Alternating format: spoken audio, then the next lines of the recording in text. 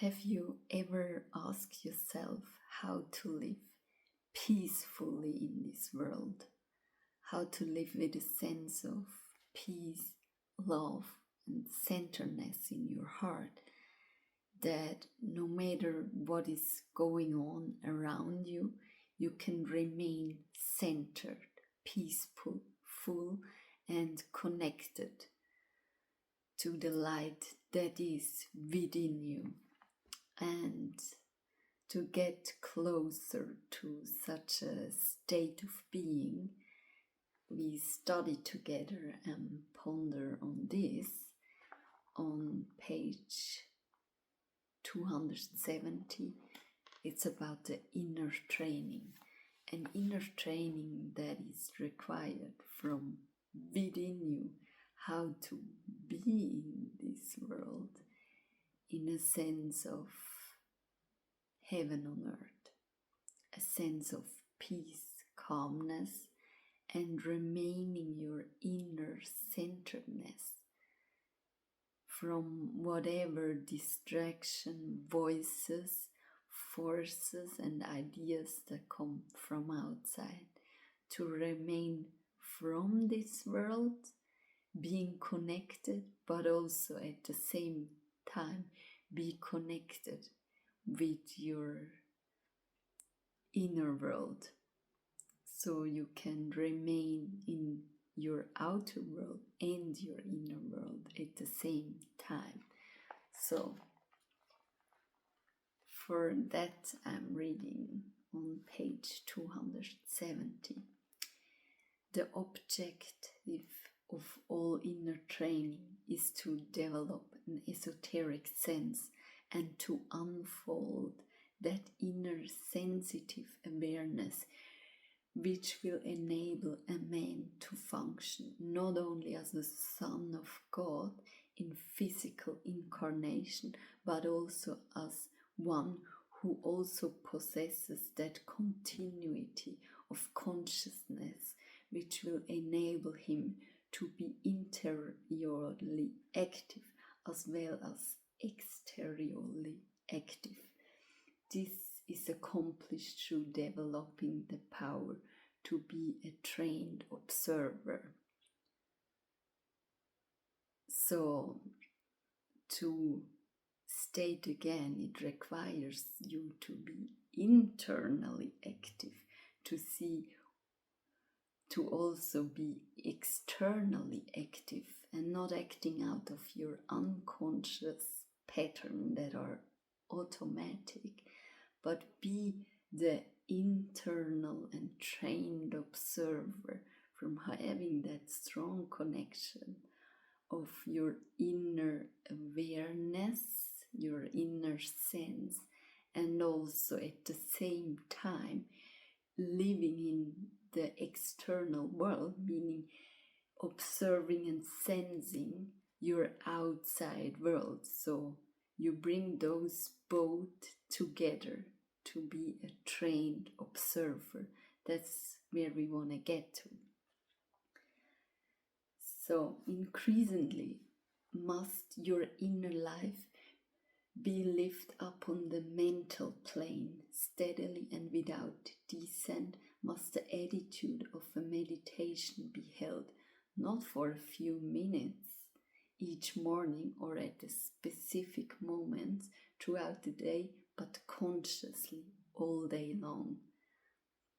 So reflect on that. How can you, whenever you set up your state in the morning, how can you, as good as possible, remain that state throughout the day, or connected and keep a walking embodiment of that state of having the external and the internal awareness at the same time. It infers a constant orientation to life and the handling of life from the angle of the soul. This does not refer to what is so often referred as turning one's back upon the world. The disciple faces the world, but he faces it from the level of the soul, looking clear-eyed upon the world of human affairs.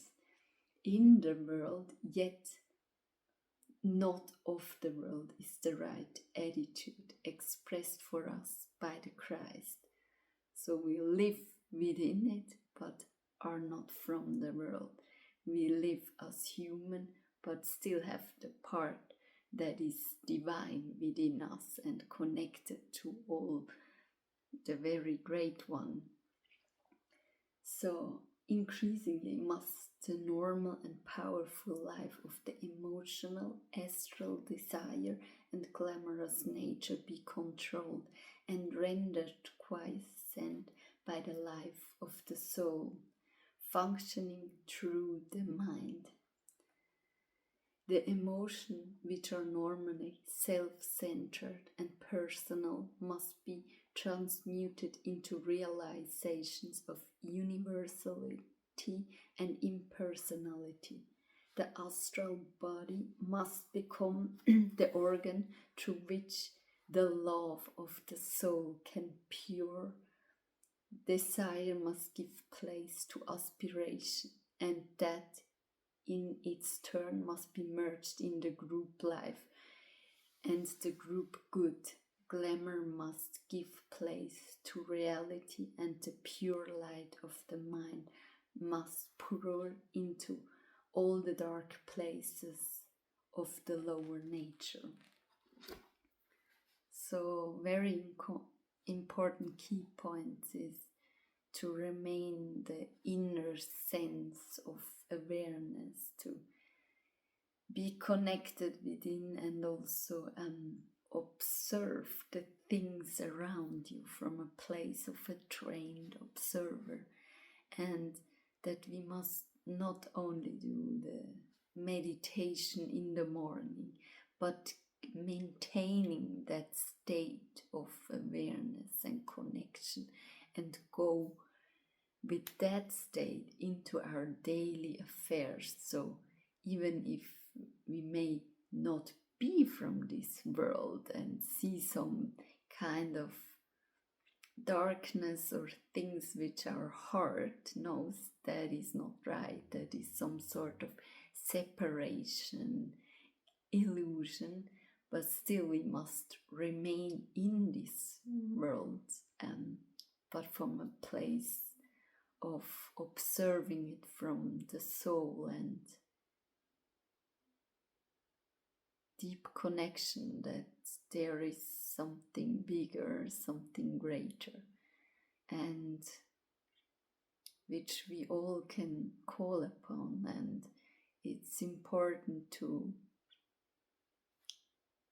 at some point, to raise our level of desires from all our personal desires, to uplift them to the will to do good, the will to serve, to be of help for other people. And in turn, if you help others, you will be helped. So with that, I wish you a lot of insights to where can you cultivate more of that state of a trained observer throughout the day, and how can you not just stay in that place during your meditation, but how can you extend this state that it can fill up more and more of your day. That's my wish for you. I wish you well.